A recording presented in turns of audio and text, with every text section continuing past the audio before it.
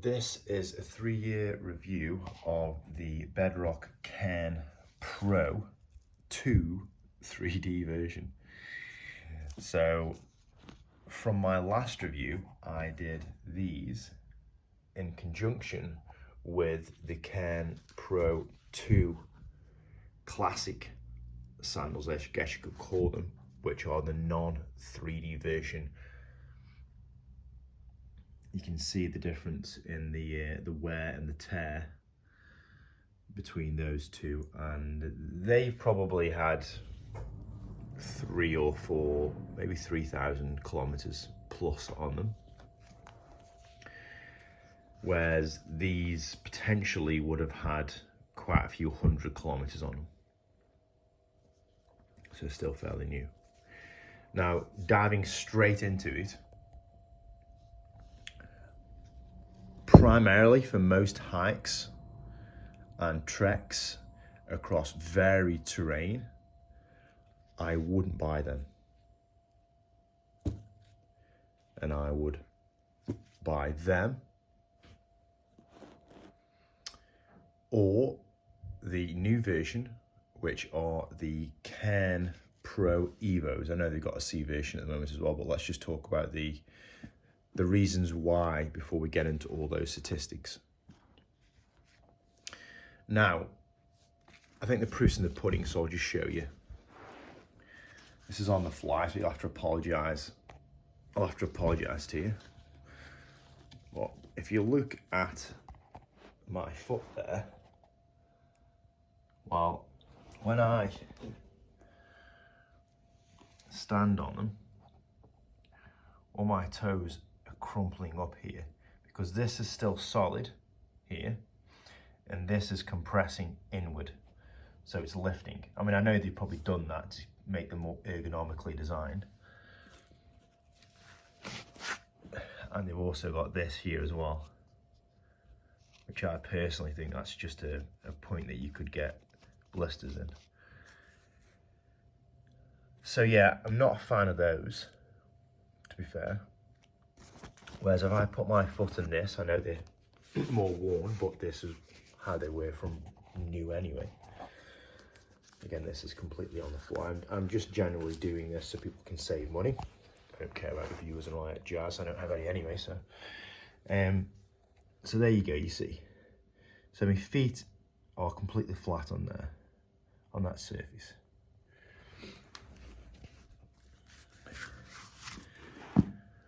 So, why would you buy them, the 3D version?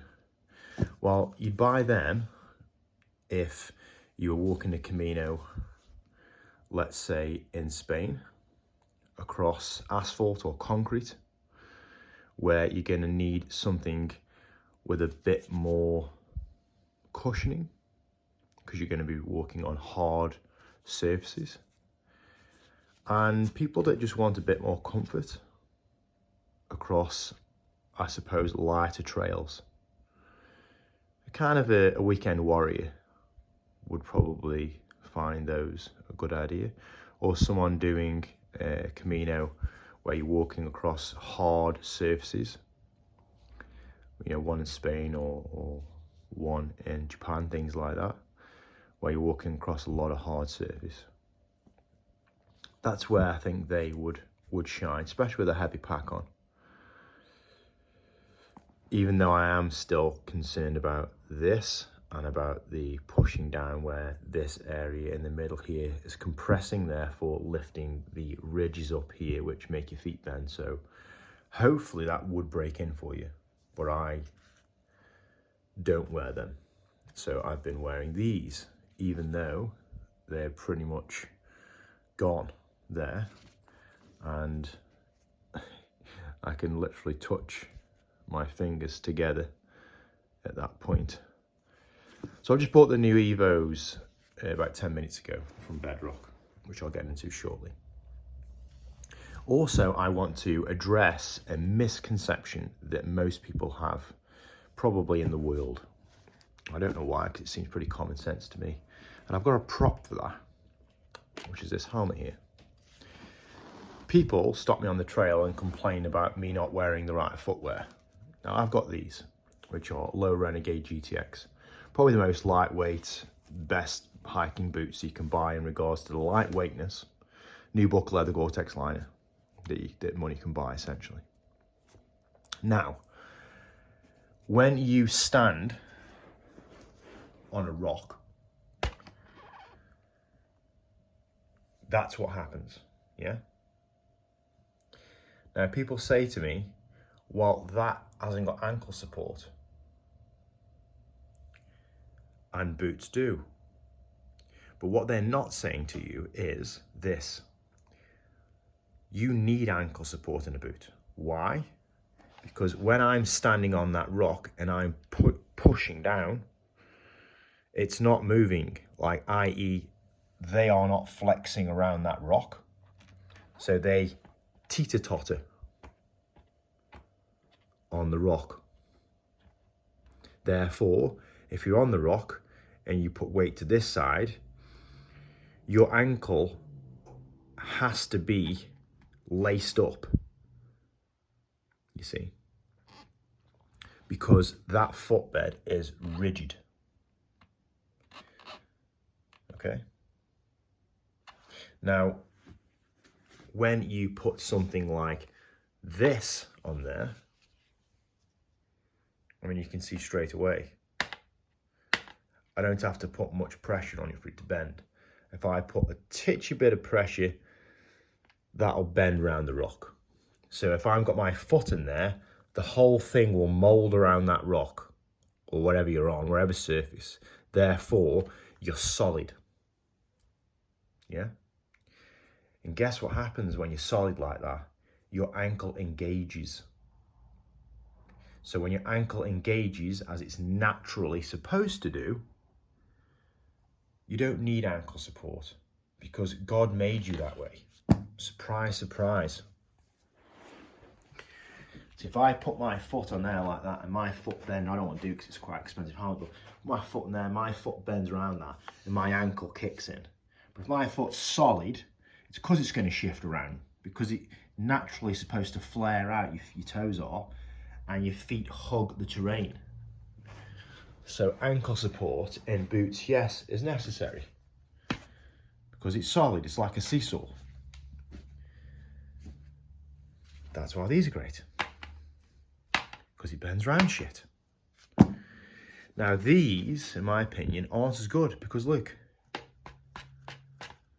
they still bend round, but nowhere near as good. So therefore, you're probably even more likely to have an accident in these because they're closer, they bridge the gap. So if you're looking down the line, you could look at it like this, for instance, couldn't you? Freezing cold weather, snow, like just basically conditions that you don't really want to be out in general, or just walking across, I suppose, in my opinion, very like terrain where you've got a lot of rocks like that are just basically covering the whole terrain for hundreds of kilometers, which most trails aren't like that. So those are for crap, like really, really crap rainy weather, like snow, cold. I'd say the cold more than anything else. They are for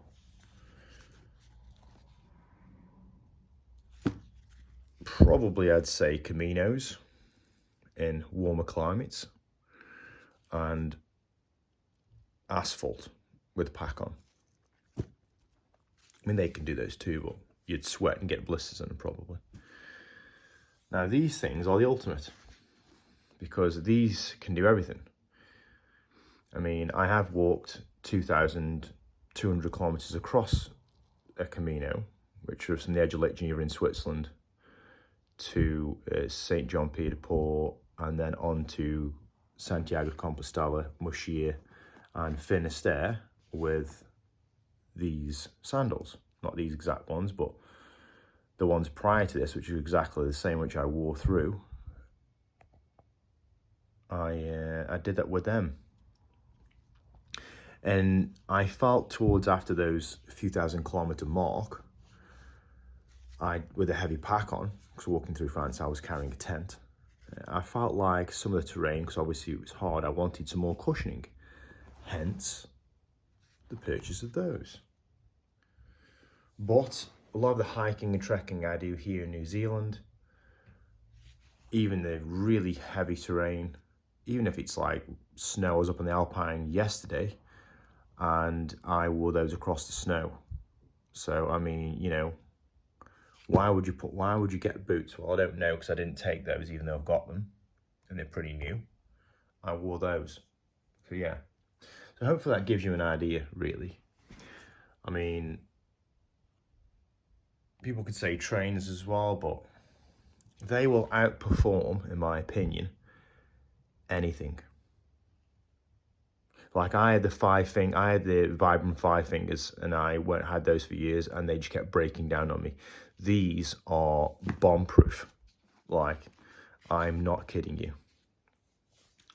So if it was me, and I wanted to get into minimalist footwear that will actually do everything that you could ever do, they are the way forward. I'm going to try the EVOs. I've just bought them. As far as I'm aware, the webbing is slightly thinner, and I believe they are ever so slightly thinner than those, which means, as far as I can understand, is the EVOs are lighter weight than those, which will of course mean that these Cairn Pro 2s will last longer.